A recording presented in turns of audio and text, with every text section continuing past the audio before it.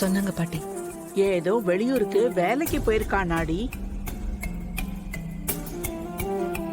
அவன் வர்றதுக்கு 15 நாள் ஆகுமா. பாரு, அவன் நம்ம கிட்ட கூட சொல்லாம போயிருக்கான் பாரேன்.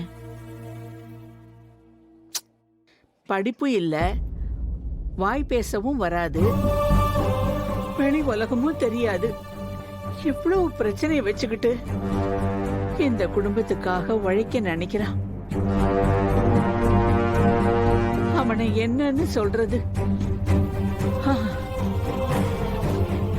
இந்த குடும்பத்துக்கு அவன் கிடைச்சது நாம எல்லாரும் பண்ணின புண்ணியம்மா.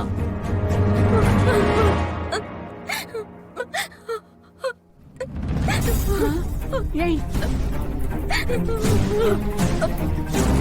என்னாச்சு ரேவதி? என்னாச்சு? என்னாச்சு உனக்கு? ஏன் அழுதுட்டு இருக்க? என்னம்மா? ரேவதி, ரேவதி, இங்க பாரு, இங்க பாரு. எதுக்காக அழற? என்ன ரேவதி? அத்தை கிட்ட சொல்ல ரேவதி, என்னாச்சு? எதுக்கு இப்ப தேவையில்லாம நீ அழுதுட்டு இருக்க? முருகனுக்கு தான் ஒண்ணு இல்லல்ல.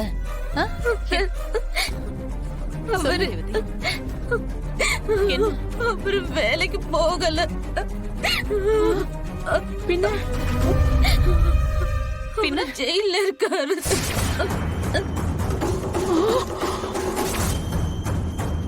ஜெயிலுக்கா?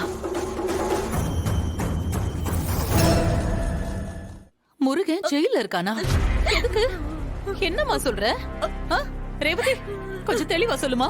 என்ன ஆச்சு? என்ன நடந்துச்சுன்னு சொல்லு. ஏன் முருகன் எதுக்காக ஜெயிலுக்கு போகணும்? ஐயோ, என்ன நடந்துச்சுன்னு சொல்லி தொலை ரேவதி. வெற்றி, உனக்கும் தெரியும்ல என்ன ஆச்சு?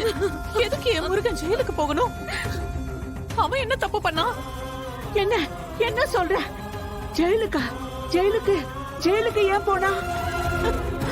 அவன் என்னடி தப்பு பண்ணா? என்ன தப்பு பண்ணா?